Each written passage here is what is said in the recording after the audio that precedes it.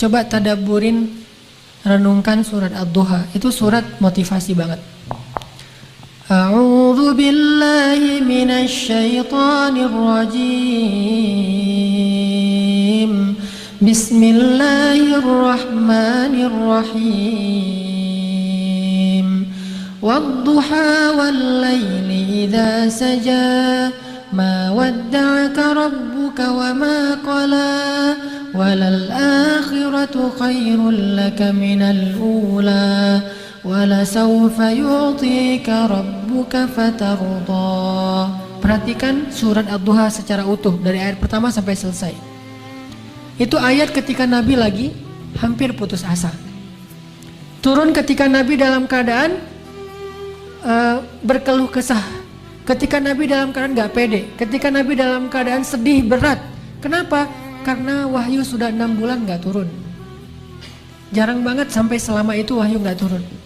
Jadi kayak ibarat kita tuh udah 6 bulan gak ketemu dengan kekasih kita. Udah 6 bulan gak dapat WA dari pasangan kita. Kan 6 bulan loh. Atau udah 6 bulan WA kita gak dibaca-baca. 6 bulan pernah gak WA-nya gak dibaca 6 bulan? Paling-paling 2 hari 3 hari aja udah baper berat ya. Apalagi sampai 6 bulan Nabi tidak dapat wahyu selama 6 bulan. Gak ketemu Jibril 6 bulan lamanya sampai Nabi berpikir jangan-jangan saya sudah dipecat sebagai seorang Nabi. Sedih banget. Jangan-jangan Allah udah benci sama saya. Jangan-jangan Allah udah ninggalin saya. Jangan-jangan Allah udah memberhentikan saya. Jangan-jangan Allah udah gak ridho lagi kepada saya. Ya Allah gimana ini gimana ini. Turunlah ayat setelah 6 bulan Nabi dalam keadaan sedih. Wad-duha wal-laili idza saja. Demi pagi yang terang benderang, demi malam yang sudah senyap dan nyaman, udah semuanya tenang. Ma wadda'aka rabbuka wa ma qala. Berarti siang dan malam Tuhanmu tidak pernah meninggalkanmu dan gak benci sama kamu wahai Muhammad.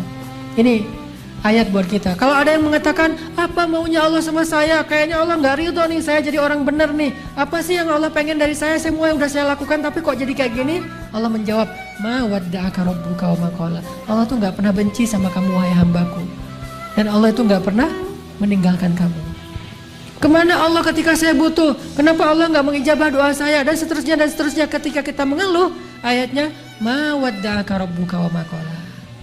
Ketika kita merasa dulu sebelum saya hijrah kayaknya hidup saya enak-enak aja, lempeng. Sekarang setelah saya hijrah kenapa rezeki saya jadi seret gini, jadi nggak enak. Ma wadda'aka rabbuka wa ma qala. Kayaknya Allah nggak rela banget saya jadi orang benar. Ma wadda'aka rabbuka wa ma qala. Kayaknya Allah nggak rela saya ninggalin dosa. Ma wadda'aka rabbuka wa ma qala. Qul ya ibadiyalladzina asrafu ala anfusihim la taqnatu min rahmatillah. Bilang kepada hamba-hambaku, kata Allah. Kekasih panggilannya tuh hamba, bukan makhluk. Allah kalau manggil kita kasar, makhluk. Kalau manggilnya lembut, hamba.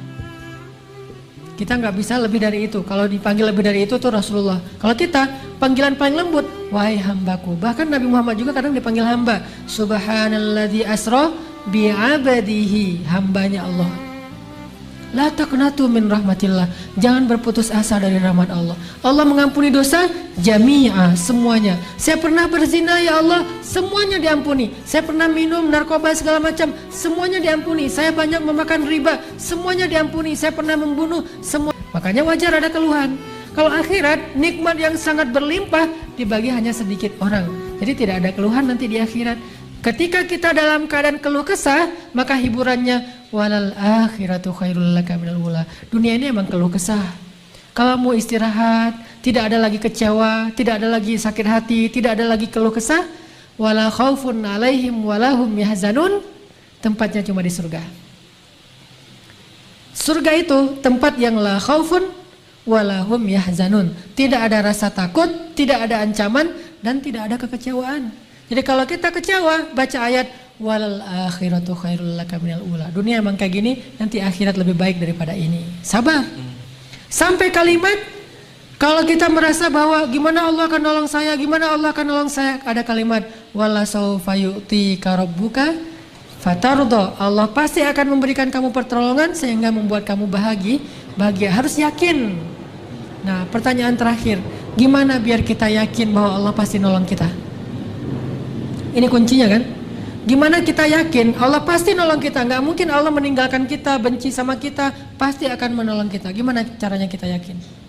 Jawabannya di ayat alam yajidka yatiman fa'awah wa wajadaka dhallan fahada wa wajadaka ailan fa'aghna. 3 itu jawabannya.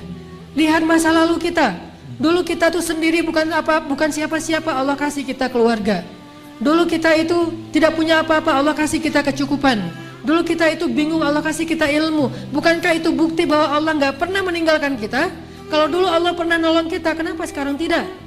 Buat saya pribadi, dulu saya berangkat ke Mesir, sendiri nggak punya siapa-siapa. Kemudian Allah kasih keluarga, Allah kasih teman di Mesir. Saya berangkat ke Mesir, nggak bawa uang 1% pun. Allah beri saya rezeki selama di Mesir dan bisa makan. Bahkan punya tempat tinggal kontrakan 3 tempat. Teman saya yang datangnya dengan modal cuma 1 kontrakan, saya 3 kontrakan. Saya dulu di Mesir bingung kan, namanya juga anak baru ya, datang ke luar negeri kan bingung gitu kan ya, polos-polos, lugu-lugu gitu. Ini kemana nih, gimana. Akhirnya Allah beri petunjuk, akhirnya bisa jadi guide untuk orang-orang yang lagi wisata umroh plus Mesir. Alam yajidka yatiman fa'awah wa wajadaka dhallan fahada wa wajadaka ailan fa'aghna. Maka lihat masa lalu kita teman-teman. Lihat pengalaman hidup kita ketika Allah menolong kita.